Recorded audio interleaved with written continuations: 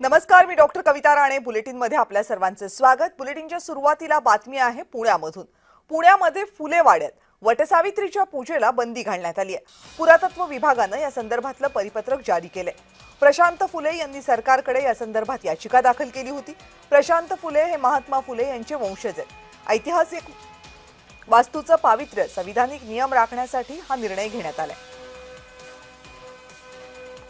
या संदर्भात आणखीन माहिती देण्यासाठी माझ्या सोबत आहेत माझे सहकारी प्रीतम पुरोहित. प्रीतम, हे प्रकरण नेमकं काय आहे सविस्तरपणे सांगा, कारण गेल्या वर्षी सुद्धा या प्रकरणावरून बराच गदारोळ झाला होता.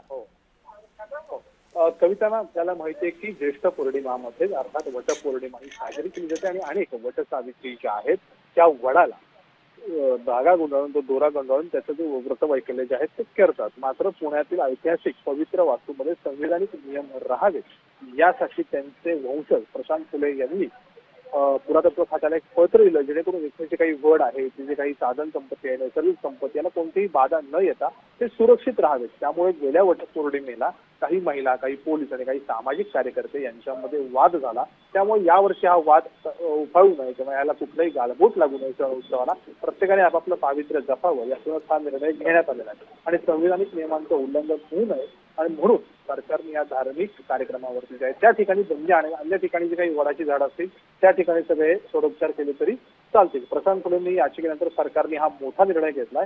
फुलेवाड्यामध्ये यंदाच्याला वटपौर्णिमा जी आहे ती साजरी करता येणार नाही. मात्र ज्या वाड्याच्या बाहेर तिथेही आजूबाजूला वडाची झाडं असतील त्या ठिकाणी जर ती करण्यायोग्य असेल, वटपौर्णिमा तिथली सगळं अवस्था बघता, तर ते करू शकतात. वटसावित्री पूजेला बंदी घालत पुरातत्व खात्याने एक परिपत्रक जे आहे ते जारी केलेलं आहे. ऐतिहासिक वास्तूचे पावित्र्य जे राखण्यासाठी आणि संविधानाचे नियम राखण्यासाठी हा निर्णय जो आहे तो घेण्यात आलेला आहे आणि याची याचिका प्रशांत फुले यांनी केली आणि सरकारने त्यावर हा निर्णय घेतलेला आहे.